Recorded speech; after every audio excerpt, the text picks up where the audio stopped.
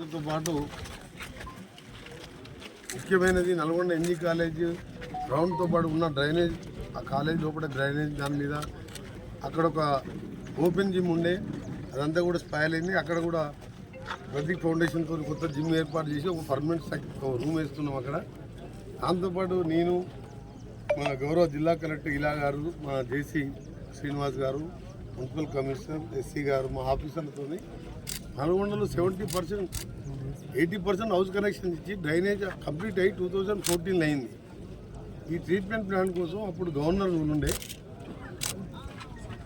నరసింహన్ గారు ఉన్నప్పుడు నేను పోయి గవర్నర్ గారు కలిసి అప్పుడు ఆ జీవో ఇచ్చి 38 కూడా శాంక్షన్ చేసి ఇప్పటికీ కంప్లీట్ కావడం చాలా బాధాకరం. ఇప్పుడు ఆ టౌన్లో వెంకటేశ్వర కాలనీ మొదలు పెడితే పద్మావతి కాలనీ, రాఘవేంద్ర కాలనీ ఇన్ని కూడా దాదాపు 70% of the town STP house connection ఇచ్చినాం, అన్ని ఇచ్చినాం.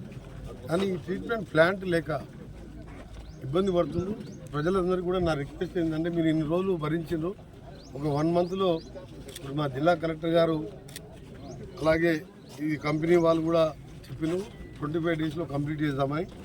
తప్పకుండా దీన్ని కంప్లీట్ చేయడమే కాదు, ఇక్కడ చుట్టూ కూడా గార్డెనింగ్ కానీ ఇప్పుడు మేము కూర్చున్న ప్రాంతంలో ప్రజలు సాయంత్రం వచ్చే విధంగా మంచి టెక్నాలజీతోని డ్రైనేజ్ అనే ఓపెన్ డ్రైనేజ్ ఎవరు కూడా ఎవరైనా రావచ్చు ఇక్కడికి.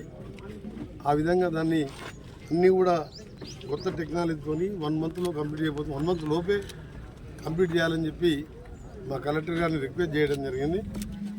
మీ అందరికీ హామీ ఇస్తాం. దీంతోపాటు అటు సైడ్ 30% కూడా హౌస్ కనెక్షన్స్ ఇస్తున్నాం. అండర్గ్రౌండ్ డ్రైనేజ్ వర్క్ నడుస్తుంది. నరసప్పగూడ దగ్గర కూడా కొద్దిగా అక్కడ ఒక చిన్న ట్రీట్మెంట్ ప్లాంట్ వస్తుంది, చిన్నది, అది ఇంకా లేటెస్ట్ టెక్నాలజీ. దానికి కూడా రైతులందరూ సహకరించాలి. ఇది ఇక్కడ కూడా సింగపూర్ లాంటి దేశంలో డ్రైనేజ్ ట్రీట్మెంట్ చేసిన వాటర్ తాగుతుంటారు అక్కడ.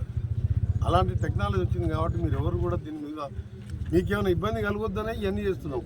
ఈ ఇబ్బంది కలిగించే పని ఇక్కడ ఎమ్మెల్యేగా నేను ఎప్పుడు చేయను. ఇంకా మీరందరూ కూడా సహకరించాలి. మా కలెక్టర్ గారు రిక్వెస్ట్ చేసిన కలెక్టర్ గారికి